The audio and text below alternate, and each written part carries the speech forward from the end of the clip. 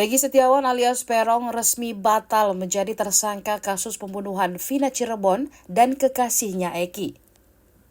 Seketika status tersangka Peggy gugur setelah Hakim Eman Sulaiman mengetok palu memenangkannya di sidang pra-peradilan. Hakim Eman Sulaiman menerima permohonan Peggy. Lalu apa sebenarnya alasan kuat Hakim Eman mencapai keputusan tersebut? Keputusan ini secara resmi membantah seluruh tuduhan dari Polda Jabar kepada tersangka Peron. Peggy Setiawan ditetapkan sebagai tersangka setelah menjadi buron selama 8 tahun atas kasus pembunuhan Vina dan Eki di Cirebon pada 2016 lalu. Proses penangkapan itu terjadi di Bandung, Jawa Barat pada Selasa 21 Mei 2024. Kepala Bidang Hubungan Masyarakat Polda Jawa Barat, Kombes Pol Jules Abraham Abbas menerangkan, Peggy diduga sebagai otak pembunuhan Vina.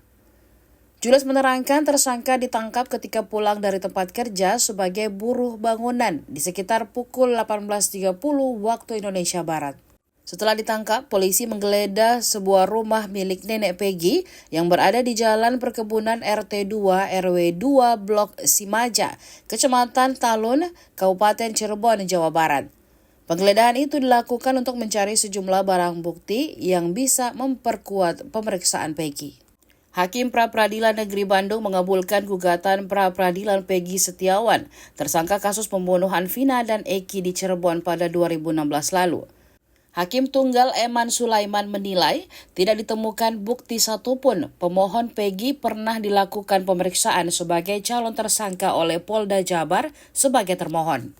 Eman juga menyatakan bahwa proses penetapan tersangka terhadap pemohon berdasarkan surat ketetapan atas nama Peggy dinyatakan tidak sah dan batal demi hukum.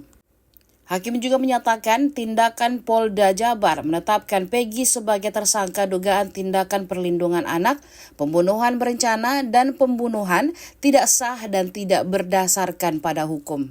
Selanjutnya, Hakim juga memerintahkan kepada Polda Jabar untuk menghentikan penyidikan terhadap Peggy serta melepaskan Peggy dari tahanan.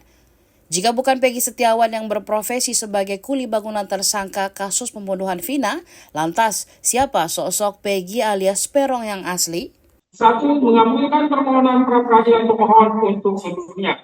2. Menyatakan proses penetapan tersangka kepada pemohon berdasarkan surat ketetapan nomor S/90/5 Romawi /Res 124/2024 tanggal 21 Mei 2024 atas nama Peggy Setiawan beserta surat yang berkaitan lainnya dinyatakan tidak sah dan batal.